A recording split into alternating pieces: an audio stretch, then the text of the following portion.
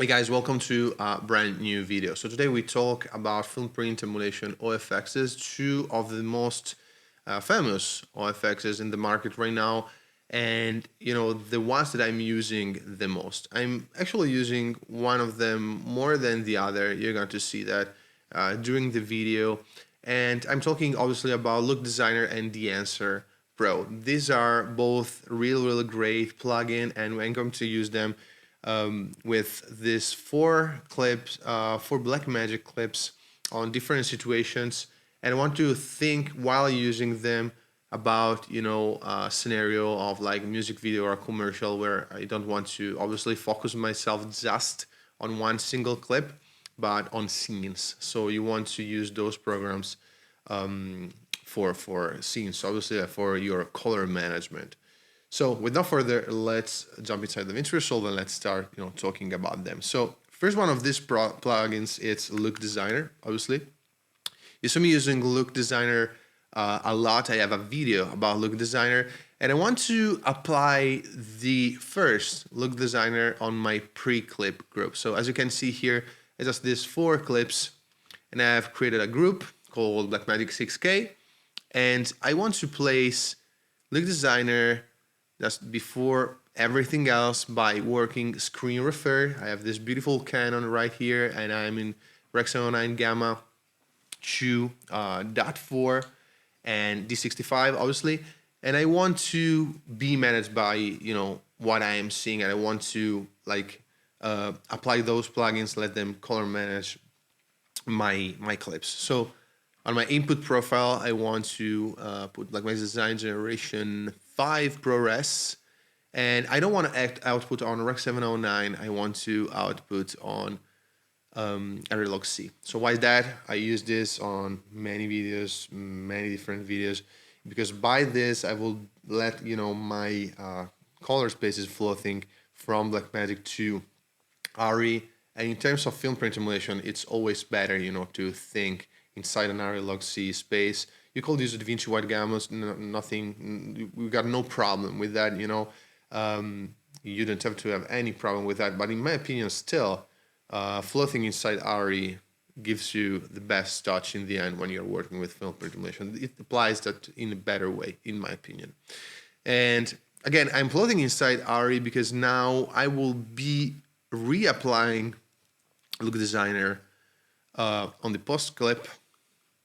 Gonna paste that, and obviously by coming from Verilog C on my pre-clip group, I will be inputting Verilog C and outputting again Verilog C. You'll see why in a second.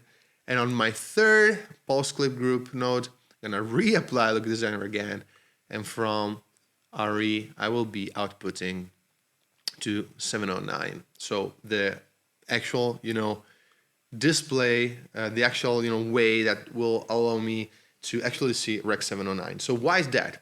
I'm inputting my original camera, transferring that into ARRI, and I will be applying my film print emulation remaining into ARRI. And why in the post clip? Because I am going to apply that for all my clip. I don't want to think based on every single clip. I want to think again about my scene. So what I want to do here is work with film print emulation right there, because what I'm going to output then will go in Rec. 709 by ARRI. And you might ask, why are you not just using one of these?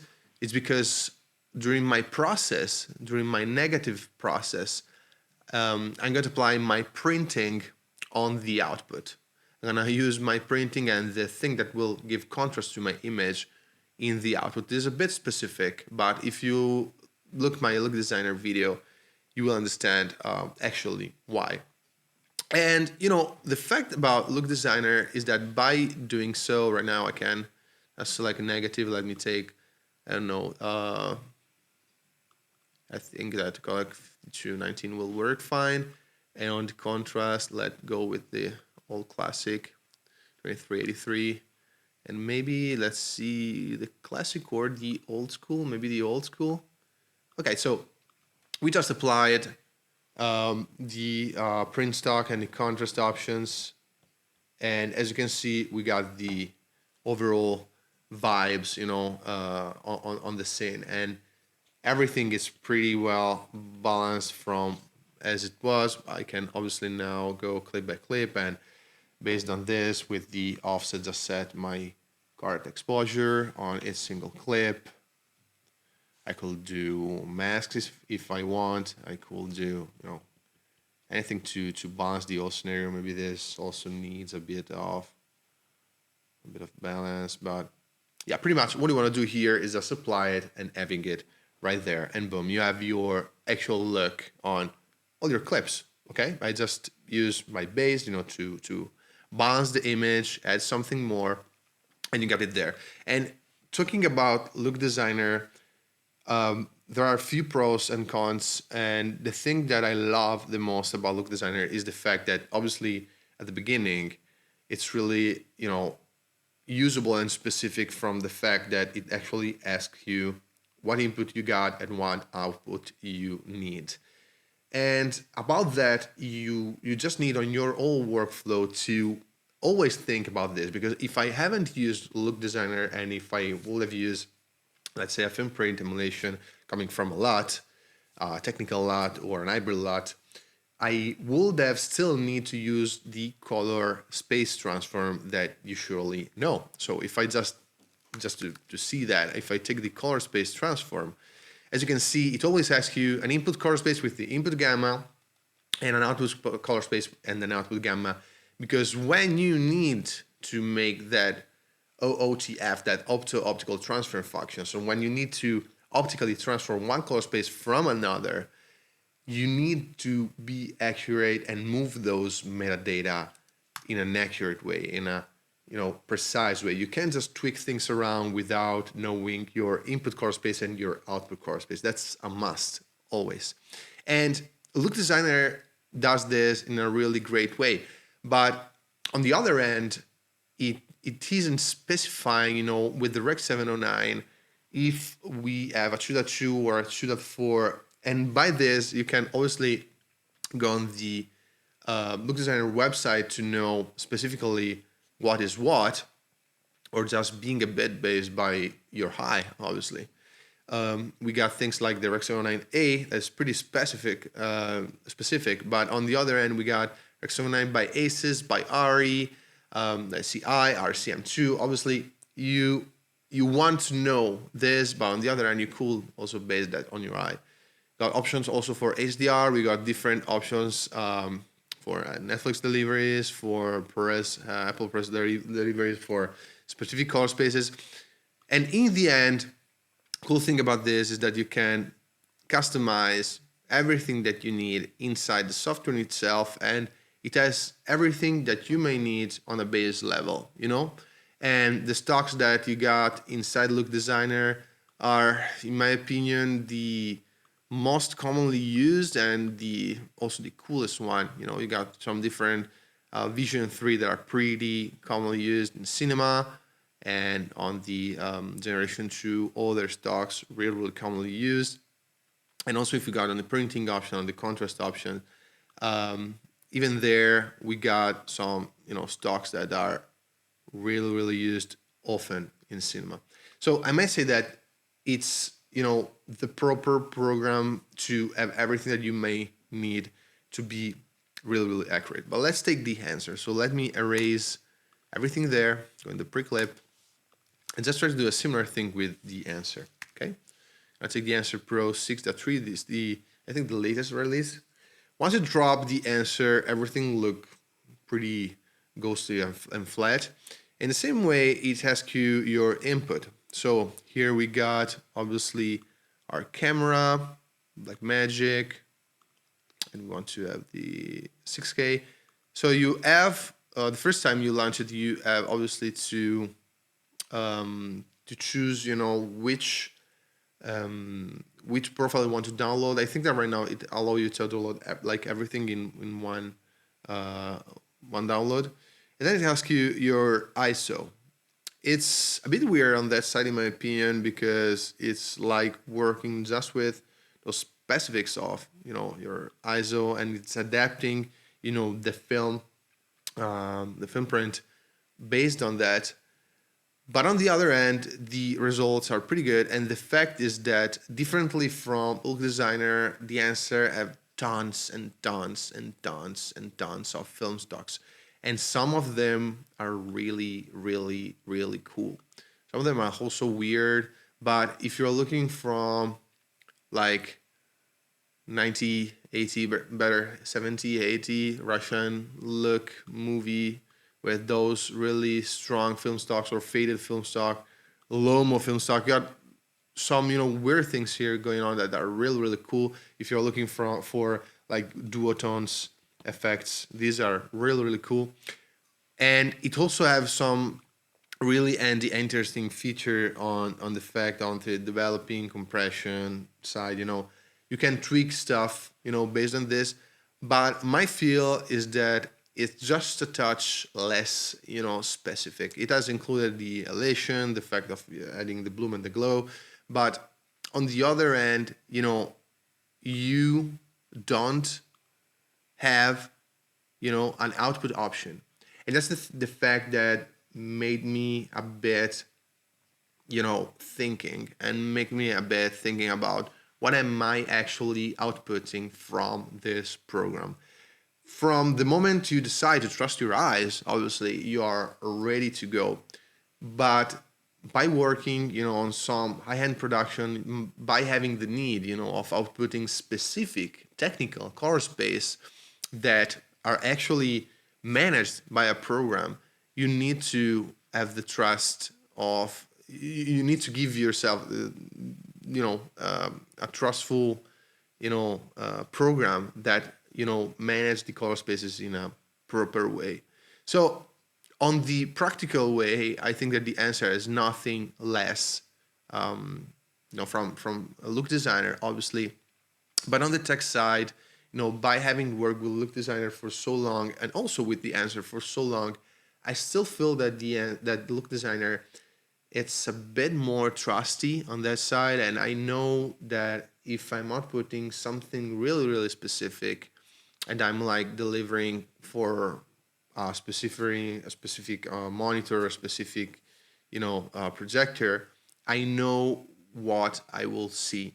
So this is a thing that I hope they will change on the Answer on the nearest future, because on the other end, the fact of having so many film stocks, made me think that this is a really, really cool program to work with, because the end result, it's great.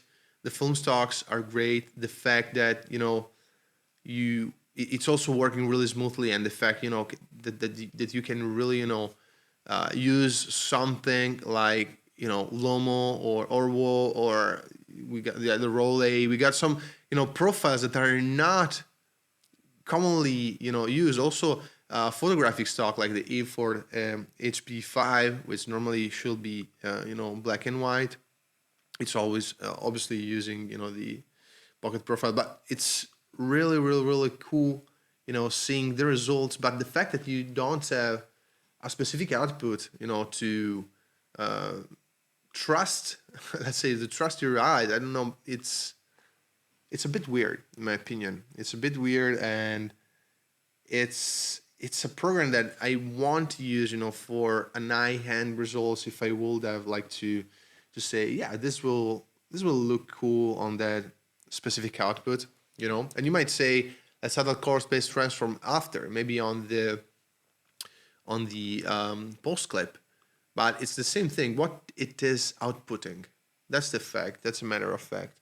And yeah, overviewing them, they're quite similar on multiple things, but the Answer has been think more on, and I might say in a non-technical way, because you got your input with your like compensations, different compensation, your film, and then it's like putting things layer up another layer, like the compression, the profile that you want on the obviously print itself. Again, really cool. You can develop it in a really cool way, color head, and it's it's also emulating the fact that also Look Designer is emulating how really, you know, film development works.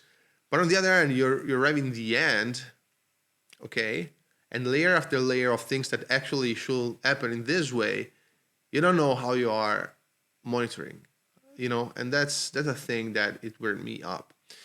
On the other hand, again, if we take once more Look Designer, we just have a development that from the input output also goes on the various option that again here goes from the negative to the also developing options that you got here.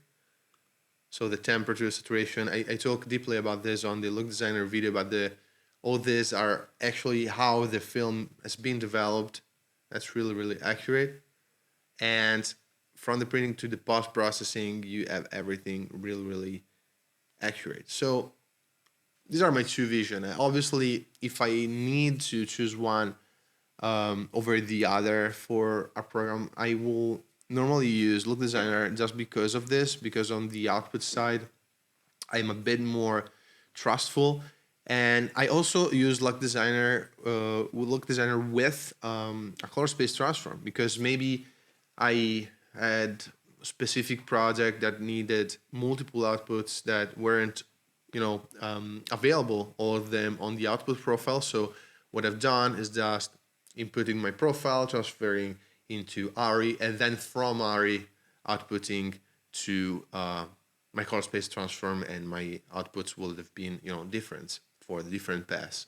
So these are my, you know, true vision on this. Both great. I'm not talking about programs like Film Convert Nitrate because I'm not using this a lot, but it has the same, you know, problem. I actually got it. I think, yeah. That's Film Box Light. Yeah, Nitrate is this one. But yeah, still same problem about the output. It's even, you know, easier and simplified. And yeah, my suggestion is always to take a look about what comes in and what comes out on your program, just to be really, really accurate, and just be sure that everything that you will be doing is managed on the matter of fact that if tomorrow you need just to export something for something different, you can just make that new pass and output for another delivery. And again, guys, I'll be seeing you next video.